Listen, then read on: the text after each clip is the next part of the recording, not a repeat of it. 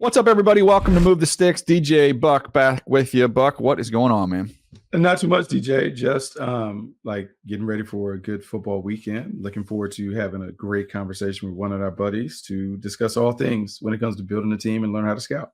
Yeah, we got a fun one today. It's a conversation we had with Chad Alexander. Chad is the assistant general manager of the Los Angeles Chargers, someone both of us have known for a couple decades. I worked with him with the Baltimore Ravens for 4 years. He spent 20 years with the Ravens before going to the Jets as director of player personnel, and then coming with Joe Ortiz to the Chargers as the assistant general manager. He's got a fascinating football life that looking forward to the listeners getting a chance to learn about. But really, someone who needs to be a general manager in the NFL. I think that time is coming. He's been around winning organizations. When you think about the time that he spent with the Ravens and how successful they were in being just every single year, just a rock solid organization. And look, the Chargers, it's early in the season, but they're off to a great start in the Jim Harbaugh era. So without any further ado, here's our conversation with Chad Alexander. Chad, man, I appreciate you taking the time for us today. I know it's a game week, by the way. What time does the plane leave, by the way, on Friday? I need to make sure I don't miss that thing. Yeah, I don't know. I think it's around 1 or so, around there, or something like that. I know I'm going to be ready to go Friday morning. I don't want to miss it. So yeah, it's going to be a fun one this week. Going to Cleveland, Chargers at the Browns. I want people to hear a little bit about your story a little bit, and then we'll get into team building and roster construction and some fun stories along the way. But for those that don't know, is there a better childhood than to grow up around the teams that you had a chance to grow up around because of your father? It was awesome. I mean, I look at it as almost like a football Camelot. I was born into a football family. My dad was a football coach. He was a coach for many years. And he coached at Vanderbilt University. Then he went to the University of Miami in the late '70s and was there through the '80s. Won 2 national championships there, and then went on with Jimmy Johnson to the Dallas Cowboys. And in the '90s, they won 3 Super Bowls. And he was an assistant coach there. Just growing up in that atmosphere, it was unbelievable. I was able to, work in the equipment rooms and stuff like that. I was a ball boy on the sideline and stuff, man. And just being able to grow up and have those experiences, man, it was awesome, man. It really kind of kickstarted my career, obviously. And I look back on those times with very fond memories. Yeah, Chad's dad's Hubbard Alexander is was a legendary receiver coach. All the great receivers he coached at Miami, then with the Cowboys is throughout his career. Do you remember anything? Like, I know you were young at the time, but was there anything that you were able to kind of take from like maybe the Cowboys dynasty years that maybe you put in your back pocket? I know you're just a little kid. Was there anything you put in your back pocket as you get into personnel? Yeah, they took everything seriously. They worked hard, obviously, all the time. I was there for the practices and training camp and things of that nature. But I mean, that was an extremely close-knit group. You know what I mean? The team was close-knit. The coaches were close-knit. They formed great relationships with each other. The culture was just awesome. Just to be able to see that firsthand and just see how they worked and how they worked against each other and that O-line and how cohesive they were, and going against guys like Charles Haley every day at practice, and watching guys like Michael Irvin and Deion Sanders compete against each other. I mean, it was unbelievable. You know what I mean? Just to see how well those guys worked together and how deeply they cared for one another. And they just had the belief that they would win every game that they were in, and they were in every game, and they just outwilled their opponents. And obviously Jimmy was a great coach. He had a great coaching staff, an elite coaching staff, I think. And my dad went from there, and he coached Randy Moss his rookie year in Minnesota. And then he went on to coach, the great Joe Horn with New Orleans. So, I mean, he was extremely blessed throughout his career. It was awesome to experience. I mean, it really left an indelible impression on me as a kid. I mean, no doubt. So let's go then. You're a kid. That's your childhood growing up. It's a football family. You're around it all the time. Take me through, kind of the college years and then how your personnel career got cranked up. Yeah, I ended up going to Wake Forest University. Was recruited by the great Jim Caldwell, who was still a really good friend and mentor of mine. He was the first black head coach in ACC history.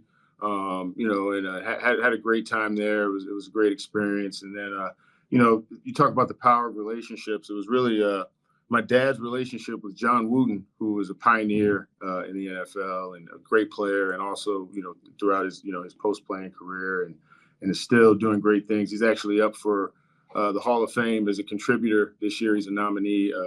That should be a slam dunk. That should be a slam dunk. It really should be. Woot's an awesome guy. And he was working for the Baltimore Ravens at the time when I just gotten done with college, and this was 1999. And he gave me my first opportunity to have an interview with the Ravens, and kind of nailed the interview and never looked back. I was there 20 years.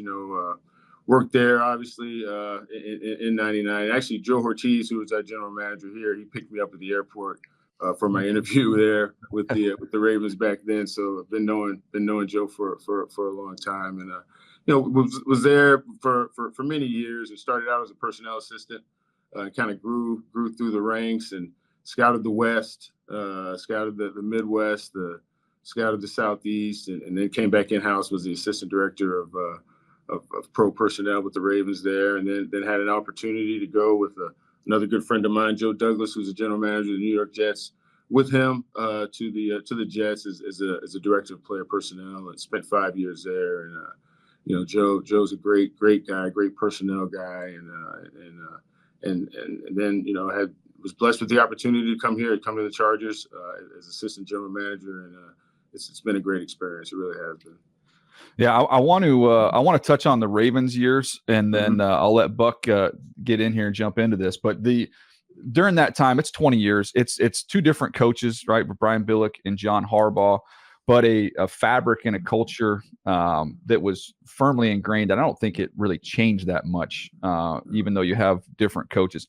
Ozzie Newsome is going to go down as the greatest executive in the history of the NFL. He's already in the Hall of Fame as a player, should be in the Hall of Fame as an executive.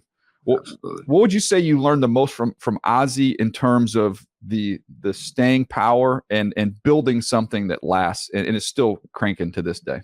Ozzie, you can't say enough good things about Ozzie. I mean, just a model of consistency. Like you said, he's a Hall of Fame player. He's a Hall of Fame executive as well. He deals with nothing but truth and transparency. He could articulate his management style. He's extremely inclusive. Included everyone. He was really, passionate about the game, extremely professional. He's accountable. He doesn't ask anybody. He doesn't ask anything of the people that work for him that he doesn't bring to the table himself every day, which is, the accountability, the professionalism, the passion. And he was outstanding in terms of building the culture. Culture matters most, and the quality of the people determines the success of the organization. And it doesn't get any better than the Wiz. How would you describe the culture, though, Chad? Like, if everybody's going to say, like, oh, we have a good culture, and people, well, that's kind of nebulous. Like, what does a culture mean? How would you describe the culture there? Yeah, genuine transparency. You know what I mean? Communicating throughout the organization, throughout the personnel staff, throughout the coaching staff. Just no agenda. Just, everyone, the roles don't necessarily matter. It's really no job is too big, no job is too small. It's just, I would say, just complete transparency of the direction that we want to go in, and just to achieve that ultimate goal, which is to win a Super Bowl. Chad, what was really interesting in terms of your Ravens years is I remember sitting up there as a young scout, and you had a set of older scouts in the building. Art Perkins, you had Shaq, Coach Ron. I used to call it the barbershop, sitting up there learning that knowledge. And so now, as you sit near the top of the tree when it comes to the organization, why is it important to have mentors for the younger scouts that are on your staff, the old heads in the room that can kind of tell and teach the game in a different way than we may see it when we're young? It's really important. It's important, and I think it's transactional. I mean, I think when you're in a position like I am now, I've been in the league, this is my 26th year, but have a group of young scouts and interns that, they work tirelessly. You know what I mean? And they're extremely passionate. They're extremely loyal, and you end up learning just about as much from them as you teach them. So, I mean, it's just really important to be able to have that open and honest communication all the time. Always learning. You always want to come in a supportive role. It doesn't really matter what your role is.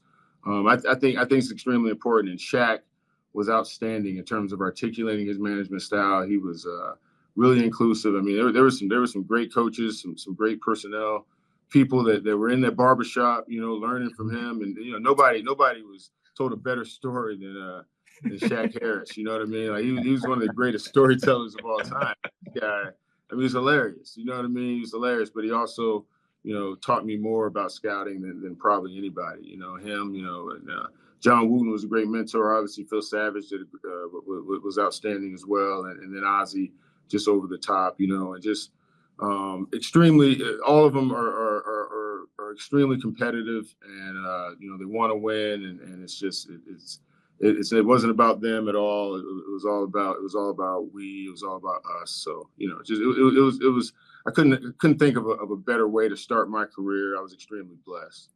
Well, one of the things I think of, that's a great conversation there, is taking that then onto the field of having guys player-wise that can help mentor and grow your younger players, just as you're helping to mentor and grow guys on the personnel side. But like during those Ravens years, Chad, I was always amazed, and we would say this in the meetings, was we had prototypes at every position. So as a young scout, to go out on the road and say, okay, this is Ray Lewis, like that's a middle linebacker, Chris McAllister, that's a corner, like you got Haloti Not as a defensive tackle, Todd Heaps a tight end, Jamal Lewis, Jonathan, you can go on and on and on. How much of a benefit is that to kind of to be around it and bring in guys and see like Hall of Fame level players to be able to then take that information when you're going out trying to find the next guy?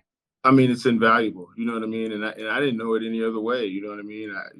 My second year in the league, we won the Super Bowl. And I mean, like you said, you don't have to wonder what a left tackle is supposed to look like when you go out and watch Jonathan Ogden every day in practice. You know what I mean? It's just, it was truly a blessing. It was truly unbelievable to be able to witness those guys at the peak of their careers, in their prime. And not only what type of players that they were, but just what type of people they were, you know what I mean? And, just great teammates, extremely accountable, really just brought a new meaning to the word, toughness. And, guys like, Terrell Suggs and Marshall Yonda, those two guys should be in the Hall of Fame soon as well. So, yeah, it was an unbelievable learning experience, and like you said, it wasn't hard to try to figure out what a player at a certain position is supposed to look like when you go out every day at practice and you see an 8-0, you see a Hall of Famer at that position, It's funny that you guys talk about that, and I don't want to spend all the time talking about the Ravens years, but I do remember like scouting for other teams and how we look fondly at how the Ravens didn't appear to miss in the first round, and how sometimes guys didn't necessarily have the measurables and the traits or whatever, but it appeared that the Ravens always found a way to take really good football players. So, Axe, taking that from your experience there, like what are the things that you look for in a football player that you feel confident, hey, this guy's going to make it, even if some of the measurables aren't exactly what we typically look for at the position? Yeah, obviously you always look for, the biggest, fastest, strongest guy, and measurables are extremely important at this level. But, you want to be able to get the person right. You know what I mean? And Ozzie was really big on that, obviously. And Joe Ortiz is big on that. Jim Harbaugh is big on that. You want to get guys that come in here that are ultra competitors, you know what I mean? That are gonna show traits that are worthy of developing. Guys that have a passion for the game, guys that are extremely intelligent. Speed, toughness, and instincts are paramount in what we do. But yeah, the goal is to build a roster full of players that are just hungry, have a passion for football. And one of the things Ozzie always said was, "Hey, man, you don't have to always pick the exact right player. Just don't pick the wrong guy. You know what I mean? Yeah. You don't want to bring the wrong guy into the locker room, because the locker room is, those guys are smart down there, and they recognize when you're bringing something in that doesn't really mesh with what the culture is supposed to be. So, yeah, I mean, learn so much just from observing in those days, and try to and now just trying to apply that to the Chargers here. For sure. You spent a handful of years with the Jets, and we'll get to the Chargers here and the way things are going and getting off the ground early, and get to some Jim Harbaugh stuff in a minute. But that's a new role for you when you go to the Jets there, Chad, and getting a chance to be in a leadership position there. What's a lesson that you took from that time that's benefited you so far with this great start with the Chargers? Yeah, it was great. Joe D, I think, did a great job of just connecting the building, you know what I mean? Mm-hmm. And trying to set the culture. And, he was extremely passionate and extremely professional in his approach. He does a great job at talent evaluating. I mean, I think since becoming GM in 2019, he's had, multiple Pro Bowlers, Rookie of the Year, Offensive Rookie of the Year, Defensive Rookie of the Year, 8 or 9 Pro Bowlers. And, we tried to just work every avenue that we could to come out with the best outcome and the best player that we could. But the one thing that Joe, I think, took from Baltimore and that I try to take, from there as well is just trying to do your best to connect the building and culture matters most, Ax, like now that you moved on to the Chargers and everyone understands like Jim Harbaugh, like revered for the toughness that he instills in his teams, going back to the teams that we saw in Stanford and San Francisco, Michigan, and now with the Chargers. How does that work hand in hand when you have a coach who believes the game should be played in a certain manner? How do you guys make sure that you're on the same page from a front office standpoint? Yeah, it's the same thing. It's really just open and honest communication. It's the transparency. Jim is a special leader, and I didn't know Jim before I started working here. The guy is special. I mean, I'm inspired to be working with him. Everybody raves about him for good reason. He really is the ultimate competitor. When he says competitors welcome, he really means it. And he's also he's firm in his beliefs. He's kind of an old school coach. He is tough, but he really, really cares about people. He cares about, family. He wants us to be a family environment, and it is.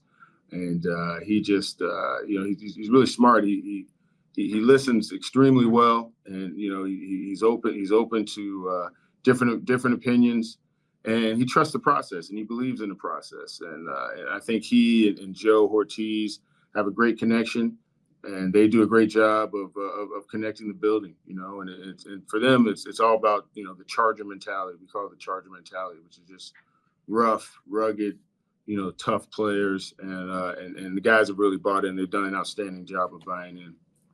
I was thinking, watching the baseball game last night of just, how the details and how, you can talk about just being on all the little details can help you win a championship. And I thought about that from a personnel side and what you're dealing with. And one of the things that's been fascinating to watch is with you and Joe is you guys have been churning kind of the back end of the roster, always kind of bringing in new guys, trying out guys almost on a weekly basis to get a chance to see if you can upgrade in the margins.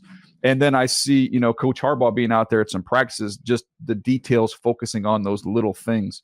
I think there's people that assume every team is the same, that all 32 teams are operating the same and they're all, focusing on every minute detail. I don't think that's necessarily the case, but how impressive has it been just to be involved in that process where every day you just try and get a little bit better in every single area? Yeah, it's been really impressive. I've been really impressed with Joe. And like I said, I've known Joe for quite a long time, but he's a tireless worker. You know what I mean? He works hard. He's here all the time. We're always trying to improve the roster. We love the players on our team, but we're constantly trying to, churn the bottom of the roster. We want to get better. And the discussion is always how can we help the team, get better? We want to make smart decisions. We want to, create, the cycle, obviously, of the comp picks and things of that nature. But there's constant discussions about how we can get better. Always looking at the waiver wire, always looking at, practice squads, looking at guys that we can potentially bring in for workouts, guys that could upgrade our roster in any way. And the big thing is the discussions. The best decisions always come through discussions, and we're always talking about the roster. Ax, I'm looking at this thing because I'm making notes of what you said, and a couple things always show up: toughness, competitiveness, rugged and rough, and those things. And so we, as area scouts back in the day, we used to talk to players, and everyone talks about how competitive they are, and I'm tough, and I'm this. How do you really figure out if a player really has that toughness and that competitiveness that you're looking for? Because it goes beyond the interviews. Like, what's a little bit of the secret sauce in terms of determining the toughness and competitiveness in players?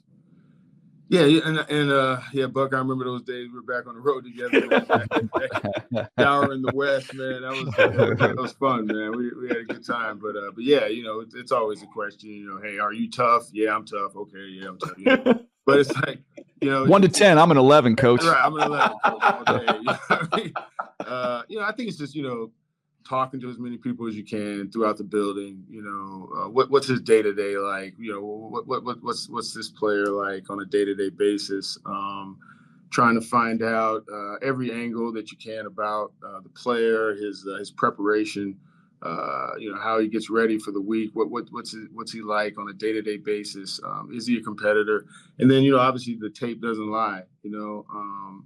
Just want to, watch the tape and try to make your determination through that. I think the tape is the most important thing, but it's also extremely important to get as much background information as you can, talk to as many people as you can, and just put them through the entire process when it comes to comparing players and stacking your board and trying to get it right in terms of the draft.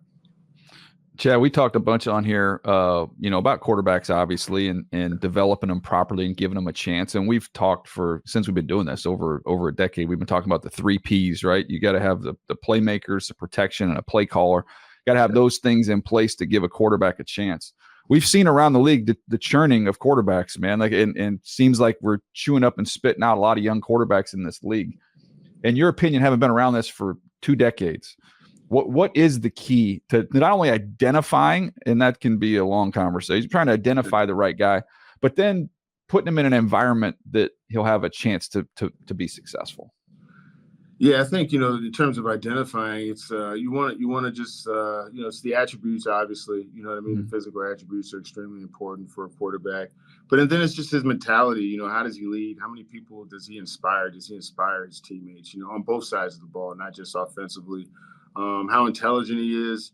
We're fortunate to have a quarterback who's a franchise quarterback who is outstanding in every sense of the word. He's extremely tough, and he motivates his teammates. He's Justin Herbert is elite in a lot of ways, and so we're extremely fortunate to have a guy like that. But I think it's extremely important. There's so much more that goes into playing the position than just playing the position, if that makes sense. You know what I mean? Yeah. Like you have to be a leader. You have to be inspiring. You have to be that one guy who his teammates can look at, through times of adversity, to try to find some inspiration. And I really feel like we have that in Justin Herbert. I mean, he does an outstanding job in all those categories. One of the things that strikes me is people will say that if your culture is built around your offensive and defensive lines, you truly can be a physical and dominant team that exhibits that toughness. You guys obviously selected an offensive lineman, the first pick of the era. Tell me why it's so important to invest in the trenches and why it's important to find the right guys up front to be able to get it done. Yeah, it's extremely important.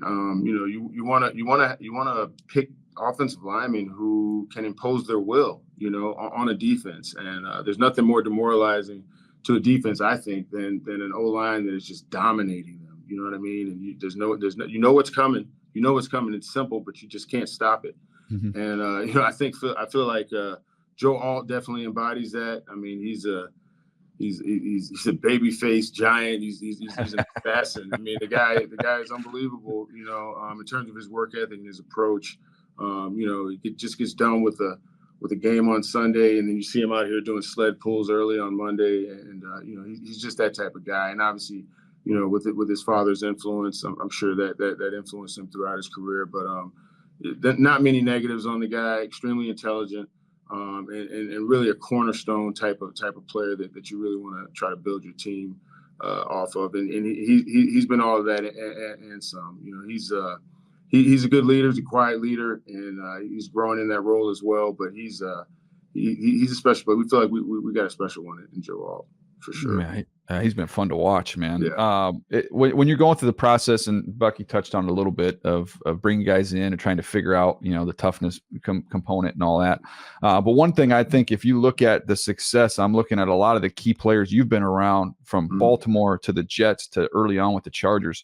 There's a lot of those guys that came from name brand programs. Like, you think about all the Miami Hurricane guys on the Ravens. I think of look at Wilson with the Jets. It's a big name brand receiver who's played at the highest level, in Garrett Wilson. And I think of Joe Alt, which Notre Dame's really been an offensive line factory for quite some time.